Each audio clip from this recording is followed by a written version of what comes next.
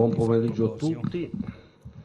Porgo il mio saluto alla Presidente della Fiera Luisa De Marco, all'assessore regionale Bolzonello, all'amico onorevole Paolo De Castro e all'amico Luca Occhialini e a tutti i relatori che interverranno. È un piacere per me prendere la parola ad Agriest, confermando il sostegno di Confcooperative a questo appuntamento che apre la stagione fieristica. Agriest continua a rappresentare un'occasione unica per riflettere a 360 gradi sul mondo agricolo e agroindustriale del Friuli Venezia Giulia. E la riflessione quest'anno più che mai parte dal confronto con il mercato. I dati lo dicono chiaramente, la domanda interna è debole, i consumi in calo e per il settore agroalimentare regionale è diventato ineludibile definire nuove strategie di posizionamento dei prodotti e ricercare possibilità di sblocchi commerciali fuori dai confini regionali.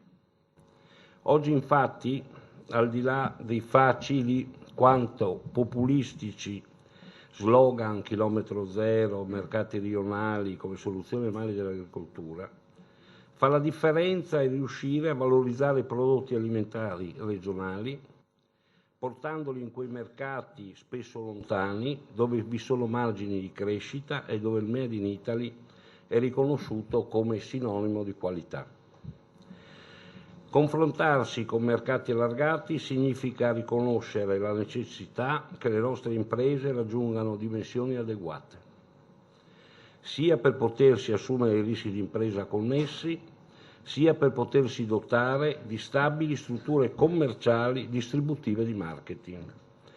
Questo orientamento è stato la base esempio del progetto di fusione che noi abbiamo portato avanti tra la cantina del Ruscedo e Codroipo, che ha creato un polo vitivinicolo regionale di oltre 500 soci e 1200 ettari di vigneto.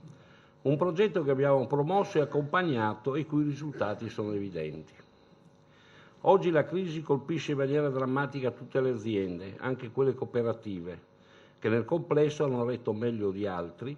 La cooperativa è un'impresa che convive con gli stessi vincoli del bilancio delle altre imprese e le condizioni del mercato sono spietate nel metterci tutti di fronte alla necessità di non dimenticare che nessuna impresa si sostiene senza un valido e moderno progetto industriale.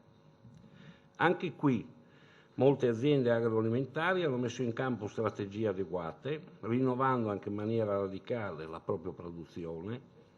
Voglio ricordare ad esempio il rilancio della cooperativa dei pescatori di Marano, che ha avviato un'importante attività di acquacoltura accanto a quella tradizionale della pesca vera e propria, coinvolgendo 150 pescatori.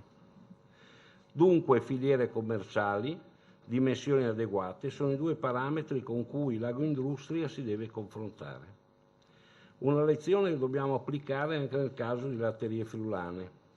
A mio avviso si tratta di salvare la filiera lattiero-casearia della nostra regione, di tornare a dare reddito agli allevatori della nostra regione. Si tratta di garantire la continuità della più grande cooperativa lattiera casearia friulana, assicurando una prospettiva futura non solo ai soci della cooperativa, ma anche a tutti gli allevatori friulani, e che potrebbe anche rappresentare un'azione di stimolo per i trasformatori di latte presenti nel mercato regionale. Per questo serve un partner industriale forte, con una robusta e capillare rete distributiva che sappia valorizzare il prodotto di eccellenza della filiera regionale e il formaggio montaggio. Per questo che occorre considerare con la massima attenzione e serietà l'unico piano industriale oggi sul tavolo, ovvero quello presentato da Granarolo, una società leader in Italia, controllata da una cooperativa di allevatori, a garanzia che il patrimonio lattiero caseario rimanga saldamente ancorato agli allevatori. Affidabilità ed esperienza nel settore e futuro industriale sono i principi quali valutare la proposta di Granarolo, perché l'obiettivo, accanto alla moderazione dell'impatto occupazionale del piano industriale, deve necessariamente essere quello di porre in atto le condizioni concrete affinché si possa remunerare in maniera adeguata il lavoro di centinaia di allevatori del Friuli Venezia Giulia che, ricordiamolo, hanno creduto nel consorzio Latterie Friulane anche a costo di rimetterci di tasca propria, per loro scelte, negli ultimi anni un sacco di soldi. Credo che Agriest, col suo fitto programma di iniziative, possa davvero essere l'occasione di una riflessione approfondita, come auspicato in apertura del mio intervento. Da parte di Confcooperative l'assicurazione che lavoreremo con concretezza e serietà per continuare a rafforzare la filiera agricola regionale. Un augurio di buon lavoro a tutti i presenti. Grazie.